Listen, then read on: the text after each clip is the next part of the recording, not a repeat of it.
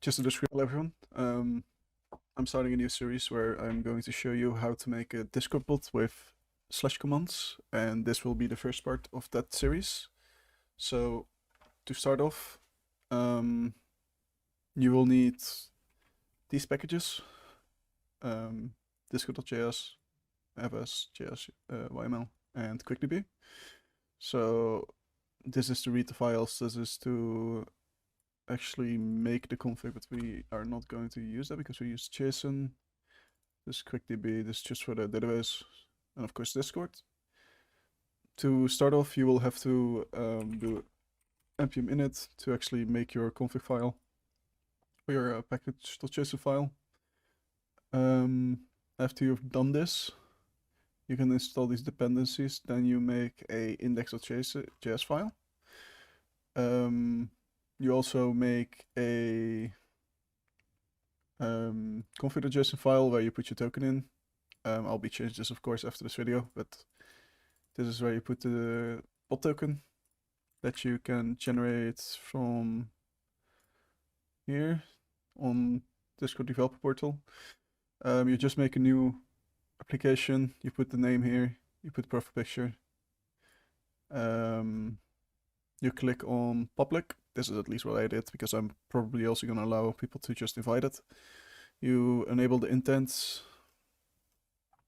In general, you do bot, yes. Application command, yes.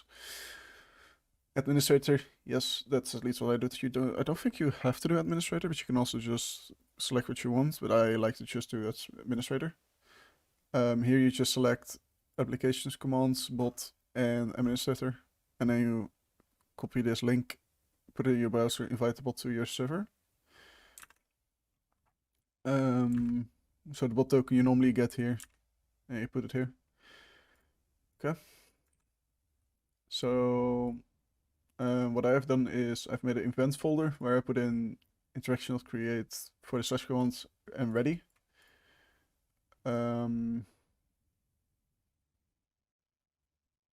So you have your slash commands folder with subcategories. I have one subcategory for now, moderation. This will be for later. But you also need your slash commands JSON file. This is where I register the slash command with its permissions, description, and options. So how slash commands work is you basically type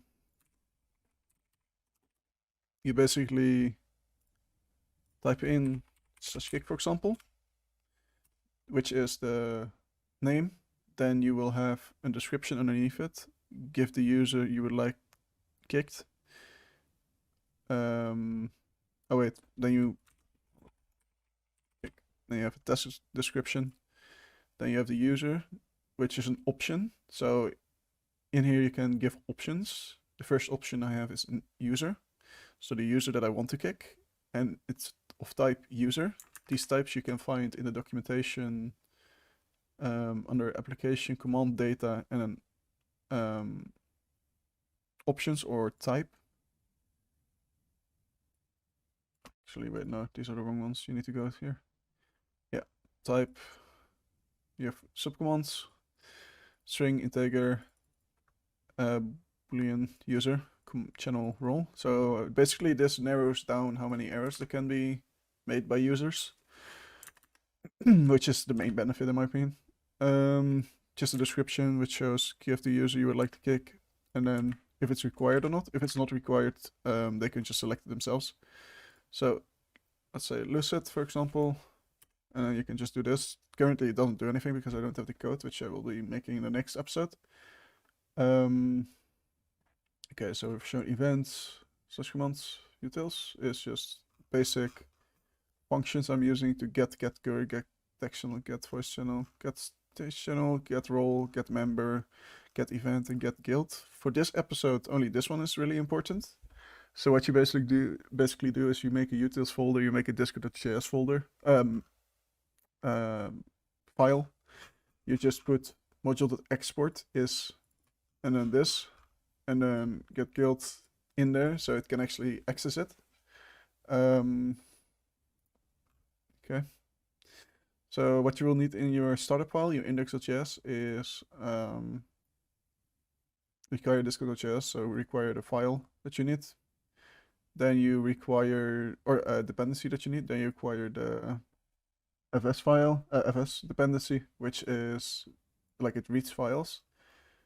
Then you will need to make your bot or client. Doesn't matter how you name this, just know that you will always need this. The intents, normally you don't actually enable all the intents, but I've done that here because it's like a testing stage. If it's not a testing stage, you should actually figure out which ones you need and which ones you don't need. So after that you get your config where your token is in. So you just get your config.json. Process.cwd is just to get to your root directory of your project. So the slash commands config is my slash commands, of course. And my slash commands itself is just a collection. Client Discord is all the Discord functions I just showed for like getting a channel, etc. Load events is basically you go over all the events in a certain channel or a certain folder. So in my events, I have ready and interaction.create. So it just loads it with this.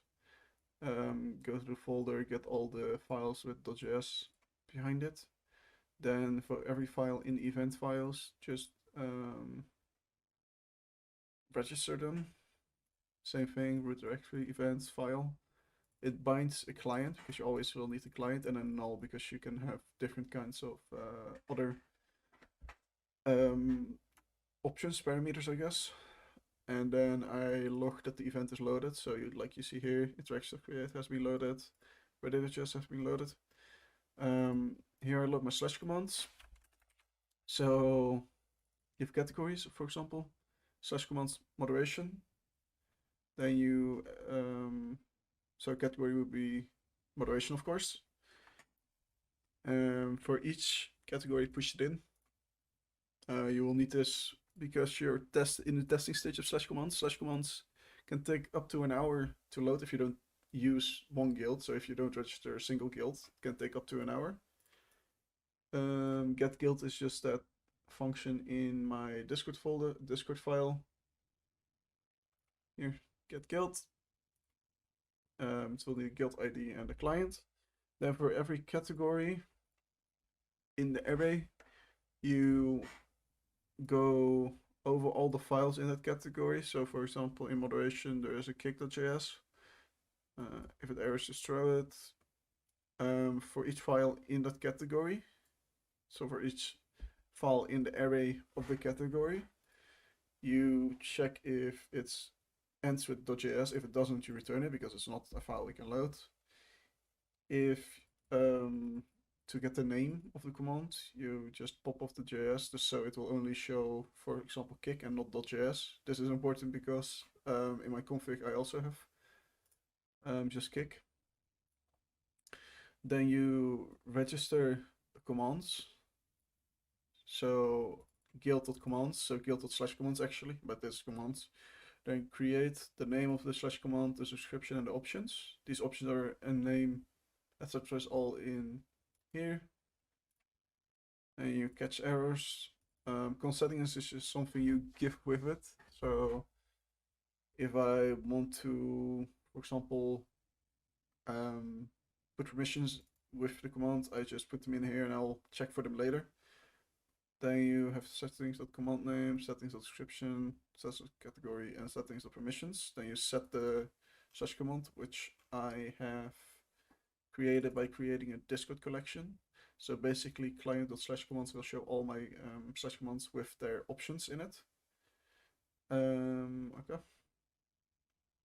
So load commands I've shown, and then because of the Discord API, I just set a quick timeout of 3 seconds and load all the slash commands. So will not error. Otherwise, it might error. Sometimes it still will, but you will just have to restart the button. It should still work.